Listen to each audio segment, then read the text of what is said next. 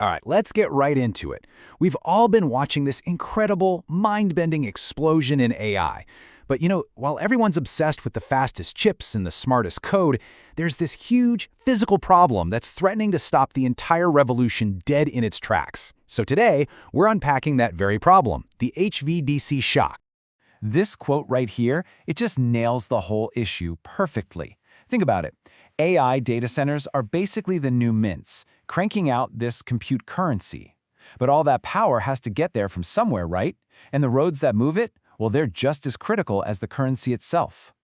And that's the multi-trillion-dollar question, isn't it? What happens when demand for this new currency is going through the roof, but the armored trucks you need to transport it, they just disappear?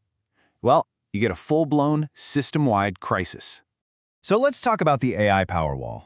And look, this isn't some theoretical thing that might happen someday. This is a crisis with a name and a date.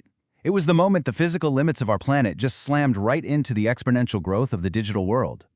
This was the day the markets finally woke up and smelled the coffee. The HVDC shock wasn't a power outage. It was the sudden, painful realization that the global supply chain for our power grid was completely broken, right at the exact moment we needed it the most. So, what was the actual trigger? It all came down to a massive project called the EU-MENA Green Connector. The plan was brilliant. Pipe massive amounts of solar power from North Africa straight to Europe's power-hungry AI hubs. But the whole thing stalled. Why? Because the world literally could not produce one critical component, these ultra-high voltage converters. This is the magic piece of tech you need to move power efficiently over huge distances, and the supply chain had just collapsed. Suddenly, every major AI project on the planet was at risk. And the financial fallout? It was immediate, and it was brutal. The price of essential stuff like copper and electrical steel shot up 12% in a single day. Now that number, that's not just a market blip. That is a pure panic signal. It's the moment the world figured out that building a digital empire is totally useless if you can't plug it in. Okay, so to really get what's going on, we have to look past the market chaos and get down to the basic physics of it all. Because in this new world, physics isn't just for textbooks, it directly translates to profit or to massive, massive losses. The biggest enemy in this whole story is something called transmission loss. And it's actually pretty simple. When you send electricity down a long wire, some of it just bleeds away as heat. It's pure waste. And in the age of AI, every single watt you lose is like a digital dollar just vanishing into thin air before it ever does any work. And this little formula, this right here, is the physics behind the entire multi-trillion-dollar problem. It just means that power loss is the current, that's the I, squared times the resistance in the wire, that's the R. So if you want to stop losing all that money, you have one target. You have to attack that R. And that is where the real technology battle begins. And this brings us to the two big players in the game. On one side, you've got AC, or alternating current. It's the legacy system, it's been around forever, and it's fine for your local neighborhood grid, but over long distances, it just bleeds energy. On the other side, you have the modern solution, HVDC, high voltage direct current. This stuff is a game changer.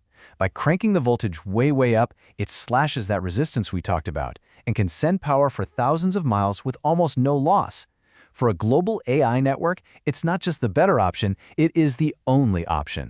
So you can see how this one technical problem has basically rewritten the rulebook for geopolitics and for investing.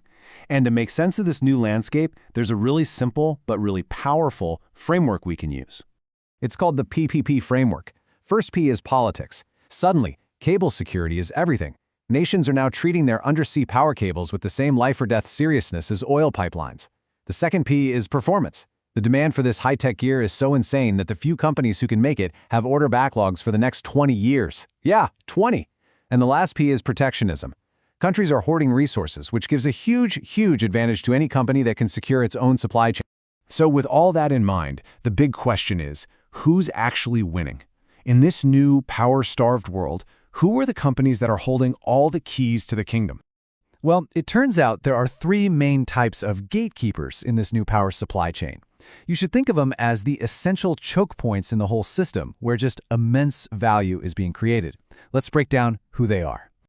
First up, you've got the converter kings. These are the very few companies that can build that crazy complex tech that flips AC power into high-voltage DC. They basically own the on-ramps to the new power superhighway. Then there are the vessel titans. You know, laying a giant power cable on the ocean floor is unbelievably hard, and only a handful of companies have the specialized ships that can do it. And finally, you have the efficiency leaders. These guys build super specialized gear like amorphous transformers that stop that last little bit of energy from leaking out.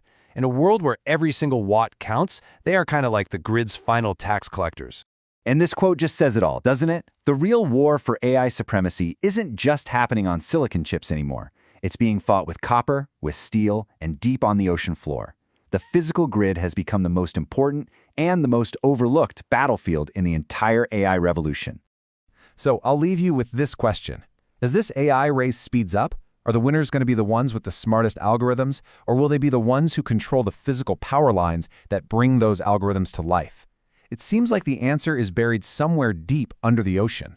Thanks for joining us.